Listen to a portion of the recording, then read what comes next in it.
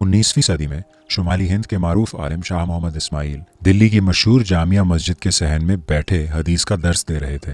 اسی دوران ایک جلوس نعتیں اور درود پڑھتے ہوئے نبی پاک کے تبرکات لے کر مسجد میں داخل ہوا۔ شاہ محمد اسماعیل نے احترام میں کھڑے ہونے کی بجائے اپنا درس جاری رکھا۔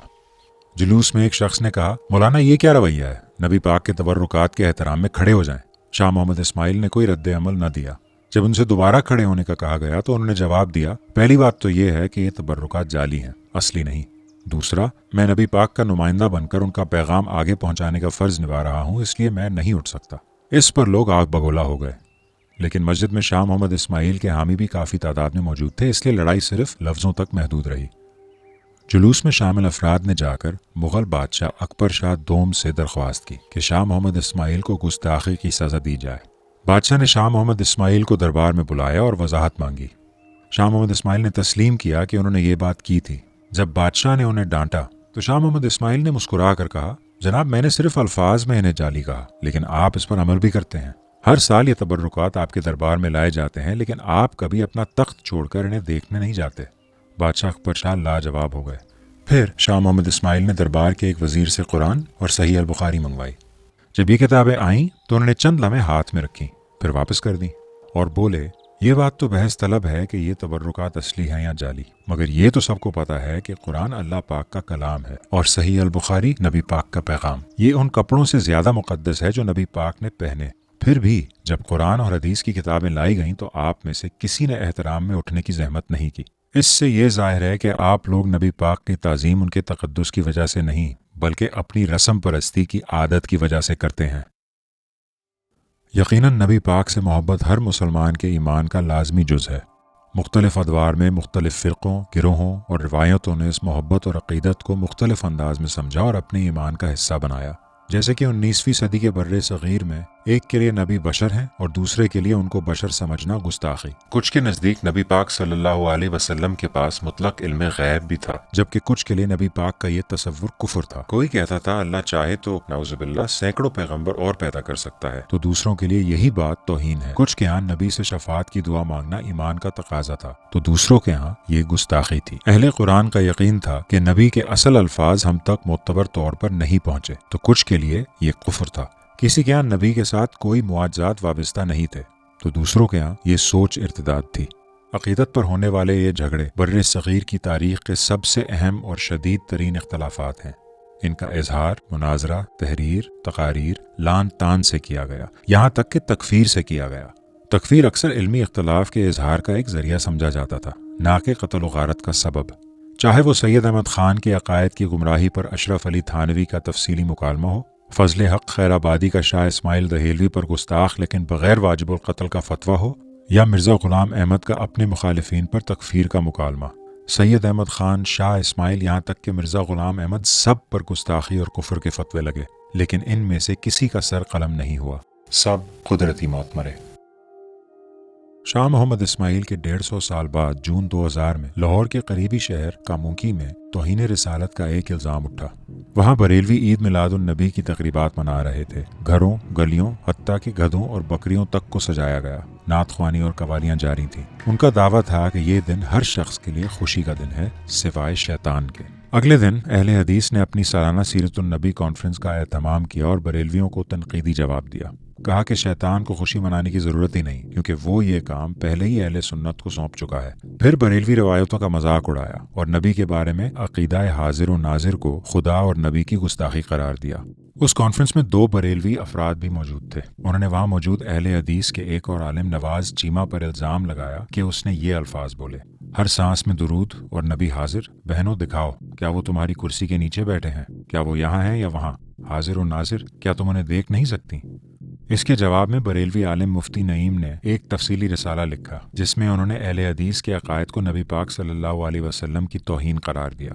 پھر ایک بریلوی مولوی مولانا سیالوی نے اہل حدیث کے عقل اور تعلیمی شعور کے دعوے پر تنقید کی۔ انہوں نے طنزیہ لہجے میں کہا کہ کلمہ پڑھنا آسان ہے مگر اس پر عمل صرف محبت کے ذریعے ممکن ہے۔ اہل حدیث کے افراد بھڑک اٹھے اور مولانا سیالوی کے بیانات پر پولیس کو شکایت کی جو 295A اور 298 کے تحت درج ہوئی۔ شکایت میں یہ موقف اختیار کیا گیا کہ اہل حدیث کے مذہبی جذبات مجروح ہوئے ہیں۔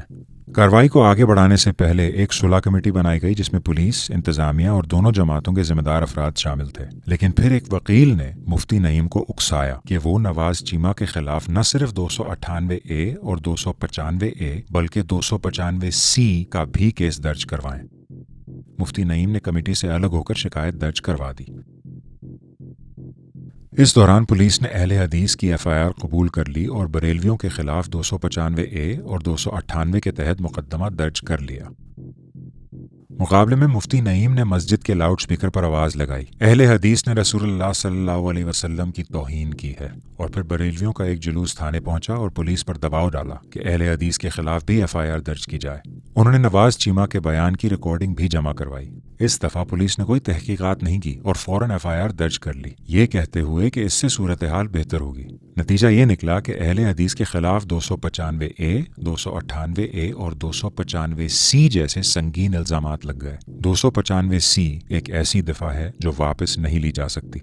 मुफ्ती नईम इसके बाद तहरीक में तेजी लाए, रिसाले छपवाए, एहतजाज किए, मोहल्ले से चंदा इकट्ठा किया और मुलजिम की गिरफ्तारी का मुतालबा किया। दूसरी तरफ इंतजामिया ने पुलिस तहकीकात में ताखीर की और अवामी एहतजाजों पर पाबंदी लगा दी। इंतजामिया ने मुफ्ती नईम को रसूलुल्लाह की जिंदगी का हवाला देकर माफ़ी की मिसालें दी। उन्होंने यहाँ तक यकीन दहानी करवाई कि अगर बरेलवी जमात अपना 295A और 298A का इल्ज़ाम वापस ले ले तो इंतजामिया 295C भी ख़त्म करवा देगी। इंतजामिया ने यह भी वाज़ेह किया कि रिकॉर्डिंग के मुताबिक नवाज चीमा ने बरेलवी अकायद का मजाक उड़ाया था, न कि रसूलुल्लाह सल्लल्लाहु अलैहि वसल्लम की ज़ात का। मायूस होकर मुफ्ती नईम ने अपने बरेलवी उस्ताद से मशवरे के लिए रुजू किया। उन्होंने रहनुमाई की कि मुफ्ती नईम का फ़र्ज सिर्फ इस वाक़े को रियासत की तवज्जो में लाना था और यह कि आखिरी फ़ैसला रियासत के हाथ में है। इस वाक़े से ये ज़ाहिर होता है कि जदीद क़वानीन तौहीन के इल्ज़ाम को मजरू जज्बात की बुनियाद पर दर्ज करते हैं, न कि मतन और उसके मायने पर। यूं रियासत ने एक मुतनव्वे मजहबी रवायत को मस्ख करके अकायद और जज्बात की दर्जाबंदी की। इस निज़ाम के तहत किसी को गुस्ताख करार देने का तरीक़ा ये है, गिरोह ज़्यादा तादाद में हो और अपने मजरू जज्बात का इजहार उस ज़बान में करें जो रियासत के लिए काबिल फ़हम हो, जैसे कि हंगामे, धरने, FIR, ब्यूरोक्रेसी। ये एक इस्तेमारी इजाद है। इस इस्तेमारी बिद्दत का नाम ब्लास्फेमी लॉज है, जो आज पाकिस्तान में सेक्शन 295 से 298 की शक्ल में जिंदा है। 295A उस बिद्दत का नाम है जिसने मजरू जज्बात को तौहीन के जुर्म की बुनियाद बनाया और 1986 में इस बिद्दत में एक और इजाफा हुआ जब एडवोकेट इस्माइल कुरैशी ने 295C का बिल पार्लियामेंट में पेश किया और तौहीन की शक्ल फिर से बदल दी। नीयत की शर्त खत्म कर दी गई। अब बिलवास्ता किनाया या बिलवास्ता इशारे को भी गुस्ताखी करार दिया जा सकता है। यानी अगर कोई गिरोह ये महसूस करे कि किसी की गैर इरादी बात में कोई ऐसा इशारा भी हो जिससे उनके मजहबी जज्बात मजरू हों, तो वो सीधा सजाए मौत का मुतालबा कर सकते हैं, जो कि इस्लामी रवायत के बिल्कुल खिलाफ है। पाकिस्तान में ब्लास्फेमी की सियासत ने सब्बे रसूल का मरकज बदल दिया है। अब ये मरकज नबी पाक की शख्सियत नहीं बल्कि किसी मुसलमान शख्स या गिरोह की जज्बात हैं जो कभी भी मजरू हो सकते हैं। यही वजह है कि जहां पूरी फ़िक़्ही तारीख में गुस्ताख़े रसूल की बहस में आपको मजरू जज्बात के अल्फाज नहीं मिलते, आज हर FIR में लोग इस्तेमार के दिए हुए स्क्रिप्ट को फॉलो करते हुए अपने मजरू जज्बात की बुनियाद पर सज़ा का मुतालबा करते हैं और इस इस्तेमारी बिद्दत को नाउज़ुबिल्लाह आज खुदा का कानून कहा जाता है। ज़रा सोचिए, अगर शाह मोहम्मद इस्माइल का इख्तिलाफ राय आज के दौर में होता तो ये सिर्फ एक इल्मी और दीनी बहस तक महदूद न रहता बल्कि एक कौमी बहरान में तब्दील हो जाता। वायरल वीडियोस, मीडिया ट्रायल्स, अवामी एहतजाज और सियासी मुफाद इस मामले को मजहबी इख्तिलाफ से निकाल कर मुकदमे तक ले आते। कानून शाह मोहम्मद इस्माइल को गुस्ताख करार दे देता। अदालतें हजूम के दबाव में इंसाफ में ताखीर करती और वो शख्स जो कभी बादशाहों से मुनाजरे करता था या तो जलावतनी का शिकार होता या जेल में खामोश कर दिया जाता या हजूम के हाथों अपनी जिंदगी गंवा बैठता। और यूं सिर्फ शाह मोहम्मद इस्माइल ही नहीं बल्कि देवबंद की अपनी तहजीबी पहचान भी उनके साथ ही दफन हो जाती। अगर कामोकी का ये वाक़या 200 साल पहले होता तो मसला बहुत जल्द हल हो जाना था। हर गिरोह अपना मौक़िफ़ मुनाज़रात और इल्मी बहस के जरिए बयान करता या एक दूसरे पर लान तान भेजता, और अगर ये मामला हाकिम तक भी पहुंचता तो बादशाह किसी एक या दोनों गिरोहों को मौत की सज़ा देने का पाबंद न होता। नबी पाक सल्लल्लाहु अलैहि वसल्लम ने फरमाया कि इख्तिलाफ उम्मत के लिए रहमत है। जदीद रियासत ने इस रहमत को हमारे लिए लानत में बदल दिया है। तारीखी तौर पर उलमा ने एक दूसरे के जवाब में ऐसी जज्बाती ज़बान में रिसाले लिखे जो आज के दौर में नाकाबिले तसव्वुर हो चुका है। پاک رہنماؤں کے دشمنوں کے خلاف ایک خوفناک لہردار تلوار، کفار کے کفر پر قہری نیزے، نجدی پیشواؤں کے کفر پر لٹکتی ہوئی تلوار۔ دراصل ریاست اور روایت کا بنیادی لاجک ہی فرق ہے۔ روایتی لاجک تکفیر کو مباحثے کا موضوع بناتا ہے، نہ کہ جرم اور سزا کا سبب۔ جہاں ریاست صرف گلٹی اور ناٹ گلٹی کی زبان تک محدود رہتی ہے، روایت میں مختلف درجات موجود ہیں جس میں اختلافات کو پرکھا جاتا ہے، جیسے کہ غلط فہمی، غیر معتبر، بدعت، غیر مقبول، بے ادب، گمراہ، فاسق، منحرف، غیر مستحسن، کافر۔ اور پھر اس اختلاف کے اظہار کے کئی طریقے ہیں: فتاوی جات، مناظرات، مباہلہ، تردیدی ادب، خطوط، شاعری، یہاں تک کہ ایک دوسرے کے پیچھے نماز نہ پڑھنا، ایک دوسرے کے یہاں شادی بیاہ سے رکنا۔ ان سب طریقوں میں نہ تو ریاست ہے اور نہ جبر۔ استعمار نے اختلاف کی اس روایت کو تبدیل کر کے ایک بیوروکریٹک زبان میں ڈھال دیا، مذہبی جذبات کو ٹھیس پہنچانا ایک قانونی جرم بنا دیا۔ ان ساری باتوں کا مقصد یہ نہیں ہے کہ ہم سلطنت کے زمانے کو واپس لے آئیں۔ مقصد یہ سوچنا ہے کہ جب یہ اختلاف خطوط، کتابوں، رد کی تحقیقات، مناظروں اور شاعری سے نکل کر FIRs، سرویلنس، کوڈیفائڈ قوانین، میڈیا اور کورٹس تک جاتا ہے تو ہم کیا کھو دیتے ہیں؟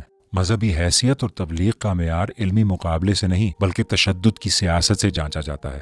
یہ زیادتی صرف اقلیتی مسلمانوں کے ساتھ زیادتی کا معاملہ نہیں ہے، اکثریت کے ساتھ بھی ایک بہت بڑا سانحہ ہو رہا ہے۔ جب ریاست ان سے بار بار اس نئی زبان میں اختلاف کا اظہار کرواتی ہے تو ہم دیکھتے ہیں بریلوی مسلمان بھی اپنی ہی روایت سے دور ہو جاتے ہیں، وہ روایت جس میں احناف سب رسول کو براہ راست قابل حد نہیں مانتے۔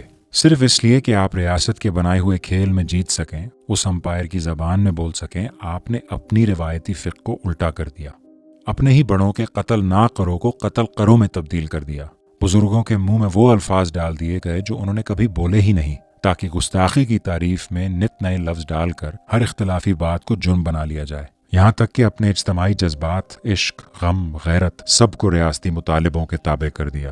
عشق رسول کے منفرد اظہار جیسے کہ میلاد، قوالی، دھمال، مشاعرہ، ماتم، مجلس، لنگر پہاڑیاں، نعتوں، جلوس، سب کی جگہ ایک ہی تصور رہ گیا ہے۔